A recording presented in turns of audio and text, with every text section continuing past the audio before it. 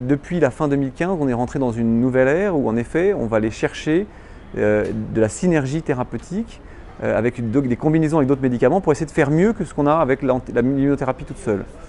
Donc ça se fait avec d'autres immunothérapies, donc c'est ce qu'on a évoqué avec anti-PDA, anti-CTLA4, mais ça se fait aussi avec les traitements conventionnels que sont la chimiothérapie, ça se fait aussi avec des thérapeutiques ciblées que sont les inhibiteurs de tyrosine kinase. Donc les mauvaises langues disent qu'on part dans tous les sens et on fait un peu tout et n'importe quoi. C'est pas vrai, c'est-à-dire qu'il y a des publications scientifiques qui depuis 10 ans ont montré qu'en effet ces immunothérapies par anticorps et immunomodulateurs étaient très synergiques avec plein de types de médicaments différents. Et donc il y a du rationnel à faire ça chez l'homme aujourd'hui puisqu'on sait que chez la souris en tout cas ça synergise pas mal.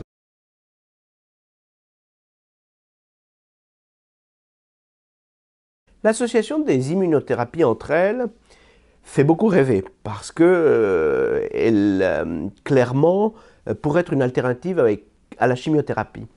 Et une alternative qui, lorsqu'on regarde ça de loin, est particulièrement séduisante puisque le profil de toxicité est différent et un peu moindre.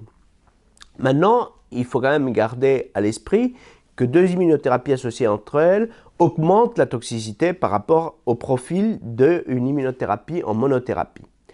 La vraie question, au-delà de savoir former les cliniciens à la gestion de ces toxicités, c'est quand même des toxicités auto-immunes avec des thyroïdites auto-immunes, des rares mais graves parfois hépatites, colites auto-immunes, pneumopathie auto-immune. Donc ça c'est un enjeu, former les cliniciens à les gérer, savoir traiter en collaboration avec les spécialistes d'organes. Le deuxième enjeu, c'est aussi que dans la vie réelle, il y a un risque que l'on soit un petit peu moins regardant sur des contre-indications à l'immunothérapie. Les essais cliniques sont très très clairs. Toute personne qui a une pathologie auto-immune préexistante du type polyarthrite rhumatoïde, du type psoriasis, ne doit pas être inclus ou traité par ces molécules. Eh bien, dans la vie réelle, on risque de voir un petit glissement avec de tels patients inclus et quelques surprises. Je rappelle que dans la population générale du cancer du poumon, polyarthrite rhumatoïde plus psoriasis, selon les études publiées, ça va de 5 à 10% des malades. Donc ce n'est pas négligeable, il va falloir faire attention.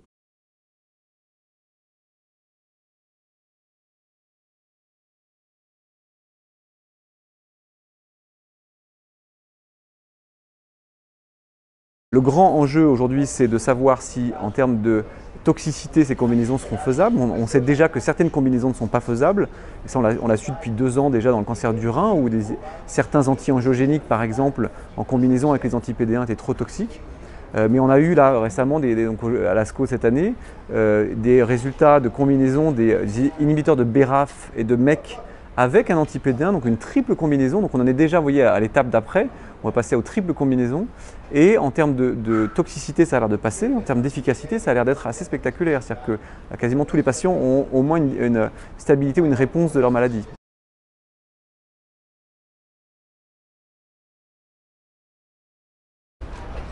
Alors, évidemment, le problème des combinaisons pose un certain nombre de problèmes.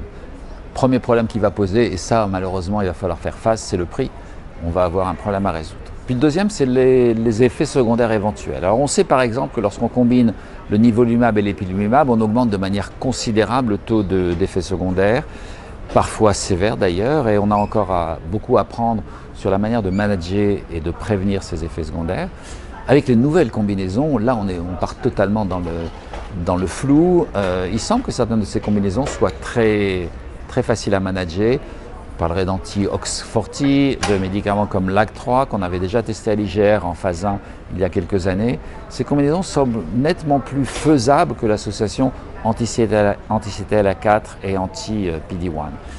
Les combinaisons anti-PD1 et anti-VEGF semblent relativement faisables, notamment l'association entre un anti-PD1 et le bevacizumab, qui est assez bien toléré, semble donner des profils de toxicité qui sont assez faciles à manager. Et donc on attend beaucoup de combinaisons qui soient à la fois plus efficaces, mais aussi qui soient tolérables pour les patients. Il semble qu'on va en avoir certaines qui seront tolérables. Ipilimumab plus nivolumab, c'est quand même très toxique et on voudrait trouver aussi efficace, voire plus, et surtout mieux toléré.